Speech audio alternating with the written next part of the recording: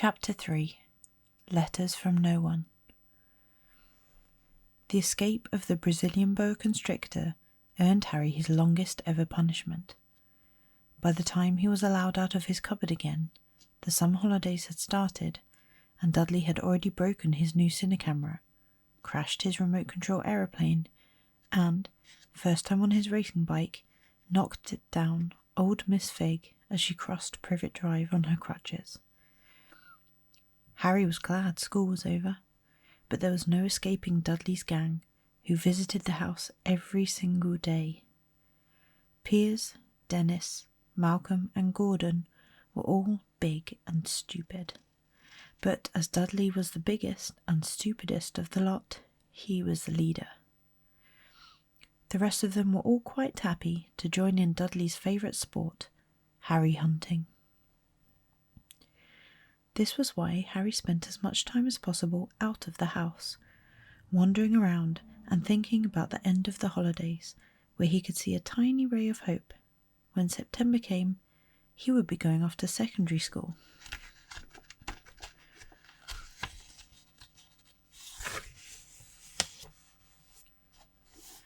And, for the first time in his life, he wouldn't be with Dudley. Dudley had a place at Uncle Vernon's old school, Smeltings. Piers Polkiss was going there too. Harry, on the other hand, was going to Stonewall High, the local comprehensive. Dudley thought this was very funny. "They stuff people's heads down the toilet first day at Stonewall," he told Harry. "Want to come upstairs and practice?" "No thanks," said Harry. "The poor toilet's never had anything as horrible as your head down it. It might be sick." Then he ran, before Dudley could work out what he'd said. One day in July, Aunt Petunia took Dudley to London to buy his Smeltings uniform, leaving Harry at Mrs. Figg's. Mrs. Figg wasn't as bad as usual. It turned out she'd broken her leg tripping over one of her cats, and she didn't seem quite as fond of them as before. She let Harry watch television and gave him a bit of chocolate cake that tasted as though she'd had it for several years. That evening, Dudley paraded around the living room for the family in his brand new uniform. Smeltings boys wore maroon tailcoats, orange knickerbockers, and flat straw hats called boaters. They also carried knobbly sticks, used for hitting each other while the teachers weren't looking. This was supposed to be good training for later life. As he looked at Dudley in his new knickerbockers, Uncle Vernon said gruffly that it was the proudest moment of his life. Aunt Petunia burst into tears and said she couldn't believe it was her Ickle Duddykins. He looked so handsome and grown up. Harry didn't trust himself to speak. He thought 2 of his ribs might already have cracked from trying not to laugh. There was a horrible smell in the kitchen next morning when Harry went in for breakfast. It seemed to be coming from a large metal tub in the sink. He went to have a look. The tub was full of what looked like dirty rags, swimming in grey water. "What's this?" he asked Aunt Petunia. Her lips tightened, as they always did if he dared to ask a question. "Your new school uniform," she said. Harry looked in the bowl again. "Oh," he said. "I didn't realise it had to be so wet."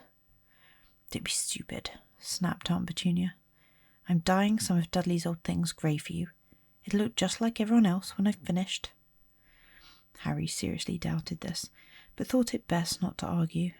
He sat down at the table and tried not to think about how he was going to look on his first day at Stonewall High. Like he was wearing bits of old elephant skin, probably. Dudley and Uncle Vernon came in, both with wrinkled noses because of the smell from Harry's new uniform. Uncle Vernon opened his newspaper as usual, and Dudley banged his smelting stick, which he carried everywhere, on the table. They heard the click of the letterbox and the flop of letters on the doormat. "Get the post, Dudley," said Uncle Vernon from behind his paper. "Make Harry get it." "Get the post, Harry." Make Dudley get it. Poke him with your smelting stick, Dudley. Harry dodged the smelting stick and went to get the post. 3 things lay on the doormat. A postcard from Uncle Vernon's sister Marge, who was holidaying on the Isle of Wight. A brown envelope that looked like a bill, and a letter for Harry. Harry picked it up and stared at it, his heart twanging like a giant elastic band. No one ever, in his whole life, had written to him. Who would? He had no friends, no other relatives. He didn't belong to the library, so he'd never even got rude notes asking for books back. Yet here it was, a letter, addressed so plainly there could be no mistake. Mr. H. Potter, The Cupboard Under the Stairs, 4 Privet Drive, Little Whinging, Surrey. The envelope was thick and heavy, made of yellowish parchment, and the address was written in emerald green ink. There was no stamp. Turning the envelope over, his hand trembling, Harry saw a purple wax seal bearing a coat of arms, a lion, an eagle, a badger, and a snake surrounding a large letter H. "Hurry up, boy," shouted Uncle Vernon from the kitchen. "What are you doing? Checking for letter bombs?" He chuckled at his own joke. Harry went back to the kitchen, still staring at his letter. He handed Uncle Vernon the bill and the postcard, sat down, and slowly began to open the yellow envelope. Uncle Vernon ripped open the bill, snorted in disgust, and flipped over the postcard.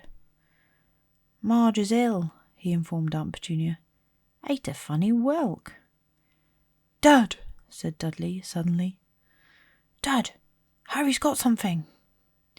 Harry was on the point of unfolding his letter, which was written on the same heavy parchment as the envelope, when it was jerked sharply out of his hand by Uncle Vernon. "That's mine," said Harry, trying to snatch it back. "Who'd be writing to you?" sneered Uncle Vernon, shaking the letter open with one hand and glancing at it. His face went from red to green faster than a set of traffic lights. And it didn't stop there.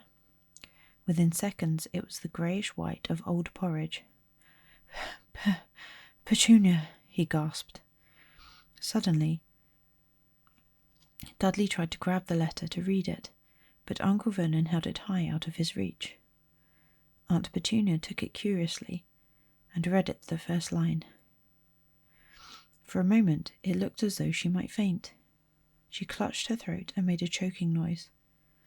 "Vernon! Oh my goodness, Vernon!" They stared at each other, seeming to have forgotten that Harry and Dudley were still in the room.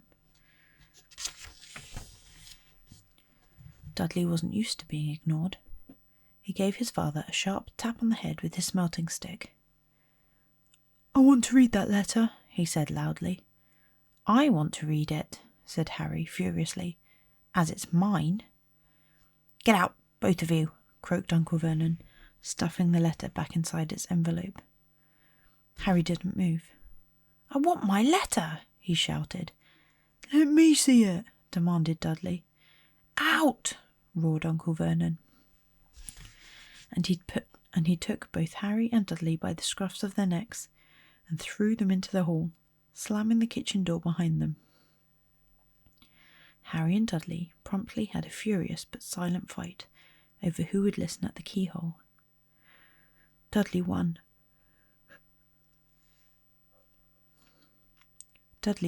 So Harry, his glasses dangling from one ear, lay flat on his stomach to listen at the crack between the door and floor. "Vernon," Aunt Petunia was saying in a quivering voice, "look at the address. How could they possibly know where he sleeps? You don't think they're watching the house?" "Watching, spying, might be following us," muttered Uncle Vernon wildly. "But what should we do, Vernon? Should we write back? Tell them we don't want—" Harry could see Uncle Vernon's shiny black shoes pacing up and down the kitchen. "No," he said finally. "No, we'll ignore it. If they don't get an answer, yes, that's best. We won't do anything." "But I'm not having one in the house, Petunia. Didn't we swear when we took him in we'd stamp out all that dangerous nonsense?" That evening, when he got back from work, Uncle Vernon did something he'd never done before. He visited Harry in his cupboard. "Where's my letter?" said Harry, the moment Uncle Vernon had squeezed through the door. "Who's writing to me?" "No one. It was addressed to you by mistake," said Uncle Vernon shortly. "I've burnt it." "It was not a mistake," said Harry angrily. "It had my cupboard on it." "Silence!" yelled Uncle Vernon, and a couple of spiders fell from the ceiling. He took a few deep breaths, then forced his face into a smile, which looked quite painful. Yeah, Harry, about this cupboard. Your aunt and I have been thinking. You're really getting a bit big for it. We think it might be nice if you moved into Dudley's second bedroom." "Why?" said Harry. "Don't ask questions," snapped his uncle. "Take this stuff upstairs now." The Dursleys' house had 4 bedrooms, one for Uncle Vernon and Aunt Petunia, one for visitors, usually Uncle Vernon's sister Marge, and one where Dudley slept, and one where Dudley kept all the toys and things that wouldn't fit into his first bedroom. It only took Harry 1 trip upstairs to move everything he owned from the cupboard to his room. He sat down on the bed and stared around him. Nearly everything in here was broken. The month-old cine camera was lying on top of a small working tank Dudley had once driven over next door's dog. In the corner was Dudley's first ever television set, which he'd put his foot through when his favourite programme had been cancelled. There was a large bird cage, which had once held a parrot that Dudley had swapped at school for a real air rifle, which was up on a shelf with the end all bent because Dudley had sat on it. Other shelves were full of books. They were the only things in the room that looked as though they'd never been touched. From downstairs came the sound of Dudley bawling at his mother. "I don't want him in there. I need that room. Make him get out." Harry sighed and stretched out on the bed. Yesterday he'd have given anything to be up here. Today he'd rather be back in his cupboard with that letter than up here without it. Next morning at breakfast, everyone was rather quiet. Dudley was in shock. He'd screamed, whacked his father with his smelting stick, been sick on purpose, kicked his mother, and thrown his tortoise through the greenhouse roof. He still didn't have his room back. Harry was thinking about this time yesterday and bitterly wishing he'd opened the letter in the hall. Uncle Vernon and Aunt Petunia kept looking at each other darkly. When the post arrived, Uncle Vernon, who seemed to be trying to be nice to Harry, made Dudley go and get it. They heard him banging things with his smelting stick all the way down the hall. Then he shouted, "There's another one! Mr. H. Potter, the smallest bedroom, 4 Privet Drive." With a strangled cry, Uncle Vernon leapt from his seat and ran down the hall, Harry right behind him. Uncle Vernon had to wrestle Dudley to the ground to get the letter from him, which was made difficult by the fact that Harry had grabbed Uncle Vernon around the neck from behind. After a minute of confused fighting, in which everyone got hit a lot by the smelting stick, Uncle Vernon straightened up, gasping for breath, with Harry's letter clutched in his hand. "Go to your cupboard. Your bedroom," he wheezed at Harry. "Dudley, go. Just go." Harry walked round and round his new bedroom. Someone knew he had moved out of his cupboard, and they seemed to know he hadn't received his first letter. Surely that meant they'd try again, and this time he'd make sure they didn't fail. He had a plan. The repaired alarm clock rang at 6 o'clock in the morning. Harry turned it off quickly and dressed silently. He mustn't wake the Dursleys. He stole downstairs without turning on any of the lights. He was going to wait for the postman on the corner of Privet Drive and get the letters for number 4 first. His heart hammered as he crept across the dark hall towards the front door. Ah! Harry leapt into the air. He'd trodden on something big and squashy on the doormat. Something alive.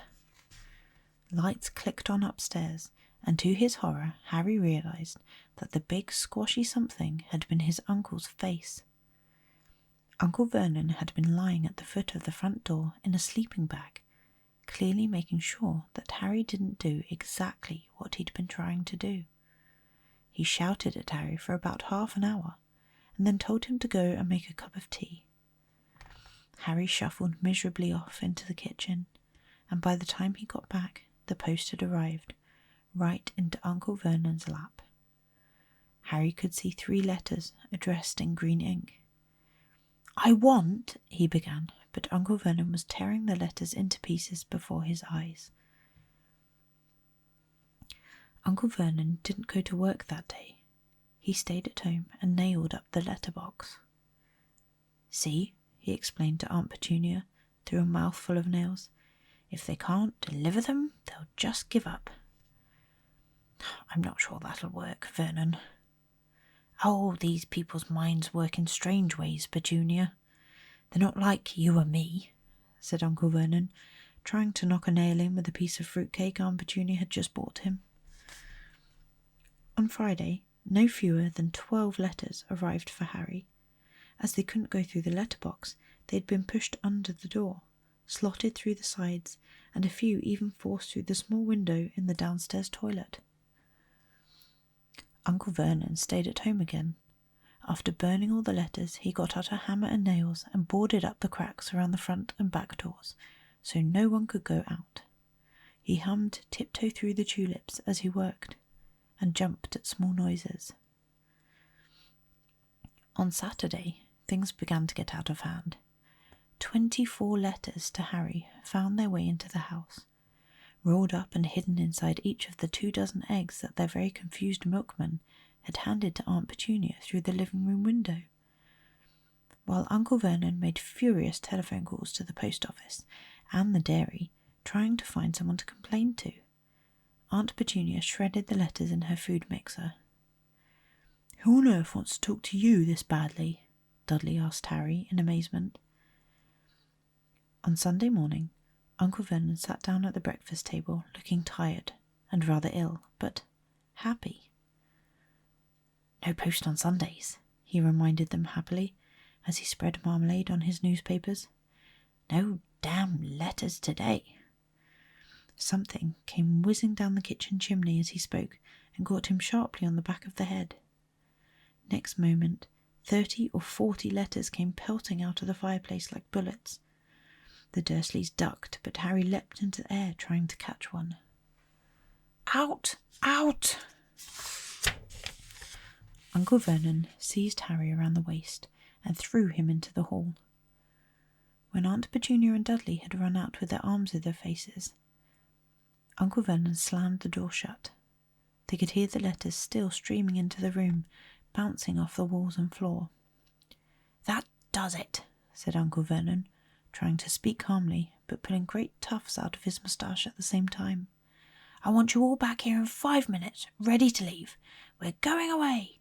Just pack some clothes, no arguments." He looked so dangerous, with half his moustache missing, that no one dared to argue. 10 minutes later, they had wrenched their way through the boarded-up doors and were in the car, speeding towards the motorway. Dudley was sniffling in the back seat. His father had hit him round the head for holding them up while he tried to pack his television, video, and a computer in his sports bag. They drove, and they drove. Even Aunt Petunia didn't dare ask where they were going. Every now and then, Uncle Vernon would take a sharp turning and drive in the opposite direction for a while. "Shake 'em off, shake 'em off," he would mutter whenever he did this. They didn't stop to eat or drink all day.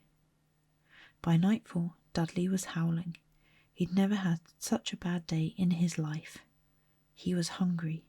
He'd missed 5 television programs he'd wanted to see, and he'd never gone so long without blowing up an alien on his computer. Uncle Vernon stopped at last outside a gloomy-looking hotel on the outskirts of a big city. Dudley and Harry shared a room with twin beds and damp, musty sheets. Dudley snored, but Harry stayed wide awake, sitting on the windowsill, staring down at the lights of passing cars and wondering. They ate stale cornflakes and cold tinned tomatoes on toast for breakfast next day. They had just finished when the owner of the hotel came over to their table. "Excuse me, but is one of you Mr. H. Potter? I only got about 100 of these at the front desk." She held up a letter so they could read the green ink address. Mr. H. Potter, Room 17, Railview Hotel, Cokeworth. Harry made a grab for the letter, but Uncle Vernon knocked his hand out of the way. The woman stared. "I'll take them," said Uncle Vernon, standing up quickly and following her from the dining room. "Wouldn't it be better just to go home, dear?" Aunt Petunia suggested timidly hours later, but Uncle Vernon didn't seem to hear her. Exactly what he was looking for, none of them knew. He drove them into the middle of a forest, got out, looked around, shook his head, got back into the car, and off they went again. The same thing happened in the middle of a ploughed field, halfway across a suspension bridge, and at the top of a multi-storey car park. "Daddy's gone mad, hasn't he?" Dudley asked Aunt Petunia, dully, late that afternoon. Uncle Vernon had parked at the coast, locked them all inside the car, and disappeared. It started to rain. Great drops beat on the roof of the car. Dudley snivelled. "It's Monday," he told his mother. "The great Humberto's on tonight. I want to stay somewhere with a television." Monday. This reminded Harry of something. If it was Monday, you could usually count on Dudley to know the days of the week because of television. Then tomorrow, Tuesday, was Harry's 11th birthday. Of course, his birthdays were never exactly fun. Last year, the Dursleys had given him a coat hanger and a pair of Uncle Vernon's old socks. Still, you weren't 11 every day. Uncle Vernon was back, and he was smiling. He was also carrying a long, thin package and didn't answer Aunt Petunia when she asked what he'd bought. "Found the perfect place," he said. "Come on, everyone out." It was very cold outside the car. Uncle Vernon was pointing at what looked like a large rock way out to sea. Perched on top of the rock was the most miserable little shack you could imagine. One thing was certain. There was no television in there. "Storm forecast for tonight," said Uncle Vernon gleefully, clapping his hands together. "And this gentleman's kindly agreed to lend us his boat." A toothless old man came ambling up to them, pointing with a rather wicked grin and an old rowing boat bobbing in the iron-grey water below them. "I've already got us some rations," said Uncle Vernon, "so all aboard." It was freezing in the boat. Icy sea spray and rain crept down their necks, and a chilly wind whipped their faces. After what seemed like hours, they reached the rock, where Uncle Vernon, slipping and sliding, led the way to the broken-down house. The inside was horrible. It smelled strongly of seaweed. The wind whistled through the gaps in the wooden walls, and the fireplace was damp and empty. There were only 2 rooms. Uncle Vernon's rations turned out to be a packet of crisps each and 4 bananas. He tried to start a fire, but the empty crisp packets just smoked and shriveled up. "Could do with some of those letters now, eh?" he said cheerfully. He was in a very good mood. Obviously, he thought nobody stood a chance of reaching them here in a storm to deliver post. Harry privately agreed, though the thought didn't cheer him up at all. As night fell, the promised storm blew up around them. Spray from the high waves splattered the walls of the hut, and a fierce wind rattled the filthy windows. Aunt Petunia found a few mouldy blankets in the second room and made up a bed for Dudley on the moth-eaten sofa. She and Uncle Vernon went off to the lumpy bed next door, and Harry was left to find the softest bit of floor he could and to curl up under the thinnest, most ragged blanket. The storm raged more and more ferociously as the night went on. Harry couldn't sleep. He shivered and turned over, trying to get comfortable, his stomach rumbling with hunger. Dudley's snores were drowned by the low rolls of thunder that started near midnight. The lighted dial of Dudley's watch, which was dangling over the edge of the sofa on his fat wrist, told Harry he'd be 11 in 10 minutes' time. He lay and watched his birthday tick nearer, wondering if the Dursleys would remember at all, wondering where the letter writer was now. 5 minutes to go. Harry heard something creak outside. He hoped the roof wasn't going to fall in, although he might be warmer if it did. 4 minutes to go. Maybe the house in Privet Drive would be so full of letters when they got back that he'd be able to steal one somehow. 3 minutes to go. Was that the sea slapping hard on the rock like that? And 2 minutes to go. What was that funny crunching noise? The rock crumbling into the sea? 1 minute to go and he'd be 11. 30 seconds. 20. 10. 9. Maybe he'd wake Dudley up just to annoy him. 3, 2, 1. Boom! The whole shack shivered, and Harry sat bolt upright, staring at the door. Someone was outside, knocking to come in.